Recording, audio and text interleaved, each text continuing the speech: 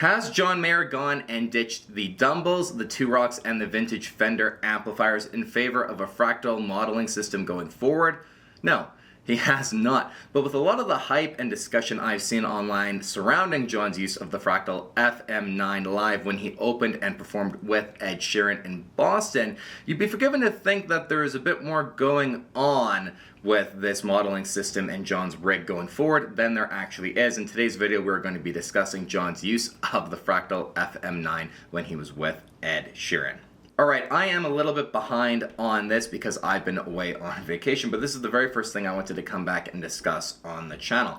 So why is this no indication that John is going to be switching to a Fractal system going forward? And I know there are a lot of Fractal fans out there and they're very great systems, but John is not going to be ditching his Dumbles for one of these anytime soon. Now the very first thing we have to keep in mind is that John was doing this as a favor to Ed Sheeran. When Khaled could no longer perform and open for Ed Sheeran because he was injured in a car accident, I believe, John was kind of someone who the idea kind of came up as someone who physically was close to where Ed Sheeran would be performing at the time, I believe, and as John and Ed Sheeran are very good friends, it became a kind of clever idea, and John even tweeted, "When Ed asked me, the idea was just too intriguing to pass up, and I'd love the opportunity to help cover for two of my friends at the same time."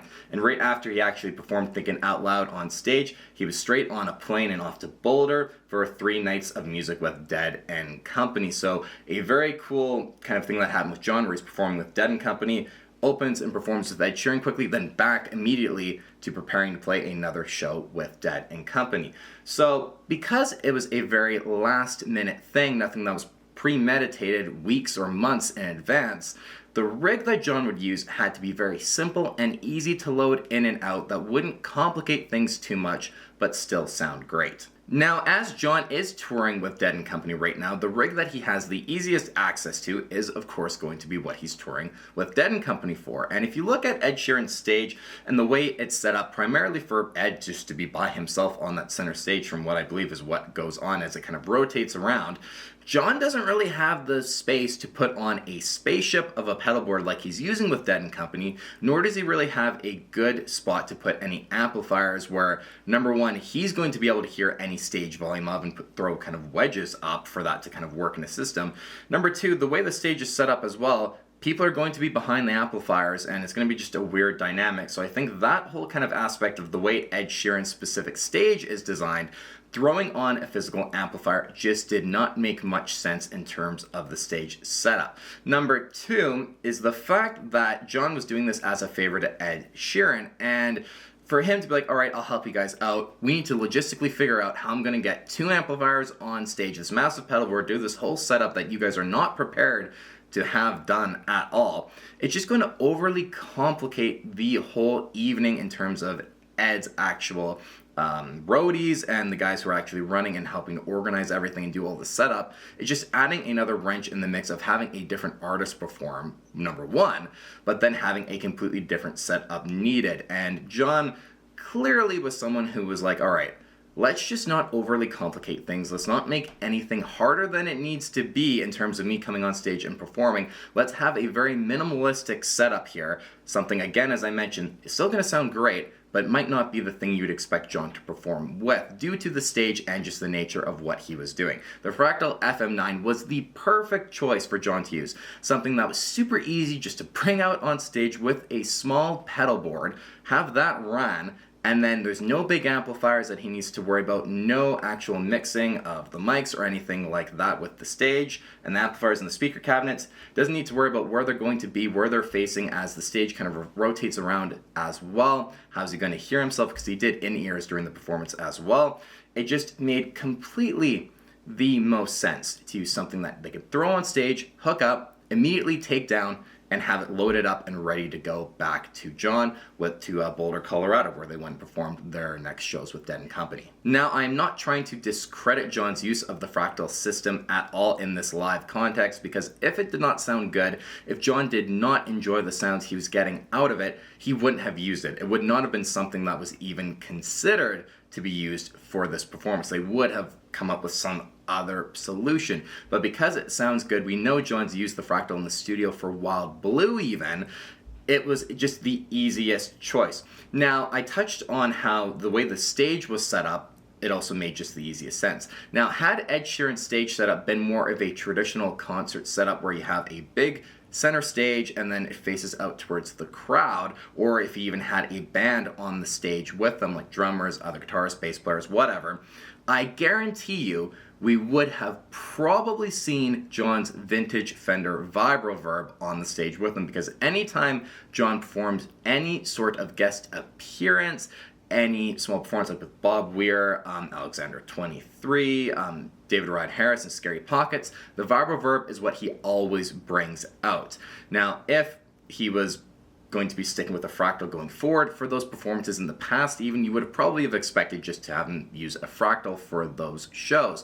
Very easy, again, to load in and out and use for a couple songs or even one song, and then boom, he's gone off the stage and his rig's packed up in a matter of a few moments. However, that Vibroverb always is used, and that is why, as well, I don't think the Fractal is going to be something going forward that is going to be used for just these guest appearances, except in this one scenario. John is someone who greatly and deeply cares about his guitar tone, and he always tours with 2 amplifiers, pretty much minimum. Dead & Company is touring with 2 amplifiers right now.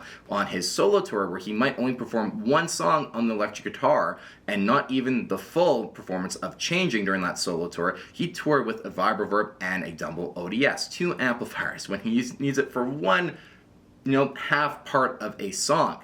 That's what John is like. He cares about his tone, so amplifiers are always going to be something he is using. And again, if this was a general setup, that vintage Fender Vibroverb, I guarantee you, would have been what he would have used. Now, the one thing that I do find interesting with this whole rig setup is the pedal board that John had on the stage beside the Fractal FM9.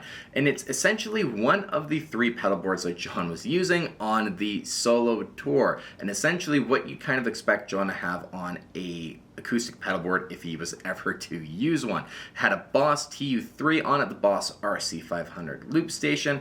It had a TC Electronics Infinite Sustainer, also the Strymon Night Sky Midnight Edition, and then a Providence Chrono Delay. It was a little bit adjusted between what we saw during the solo tour, but it was essentially one of those pedal boards that John was using, with the bulk of the pedals still on it for this show.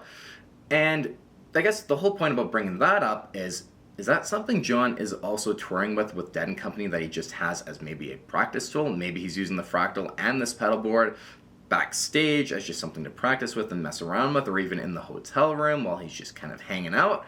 Does he bring that along with him, or was that board something he actually had brought out depending on other gear as well? Maybe some of the acoustics. I don't watch a lot of Dead & Company footage, so I don't really know what acoustic guitars John even is bringing with him on Dead & Company, but the whole kind of interesting debate here is that if he had any gear flown out, because I could see you then potentially trying to argue that if he had gear flown out for this specific performance, why didn't he fly out an amplifier? Because I almost feel like he would have a Fender Vibroverb with him backstage even that he could be using, or one of the multiple backup amplifiers that he even had that's not the main Dumble systems that he's running on tour right now.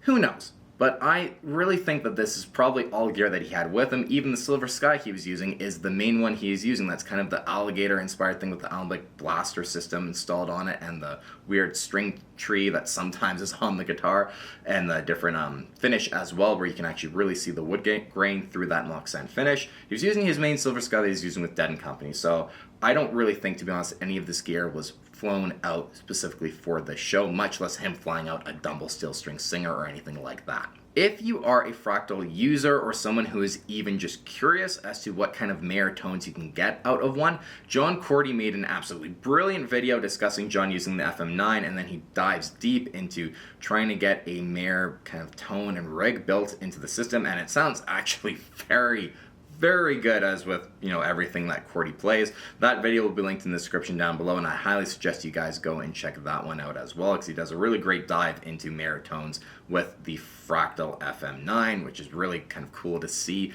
someone who actually has one of those systems. So go check that video out.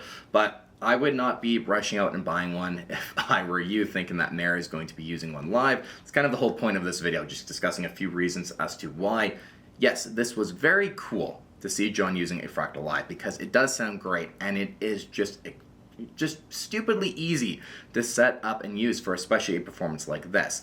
But had it been something that was planned long in advance even, I'm sure they might have figured out some sort of way to get actual amplifiers on stage for John to use in some capacity that way, or at least even if it was, again, a more traditional stage setup, John would have for sure at least brought out something like a vibroverb, or even the Dumbles he's using for Dead & Company right now.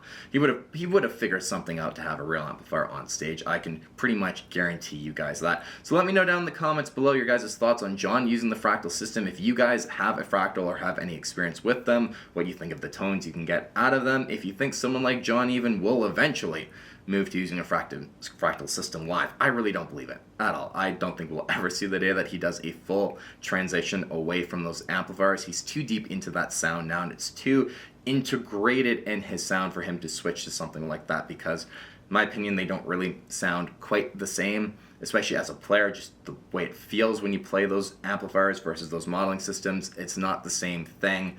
I just never could see it happening. But let me know your thoughts in the comments down below. And as always, guys, thanks so much for watching today's video. Really cool to see anyways that John is using a Fractal system. I definitely would like to check one of these newer Fractal systems out, or even an Axe FX, because a lot of people get really great tones out of them and just would be a cool tool to experiment with. So until next time, you guys, thanks again so much for watching, especially if you stayed with me till the very end of the video. Take care, and we'll see you on the next one. Anyway, go ahead and click the subscribe button if you like what you see.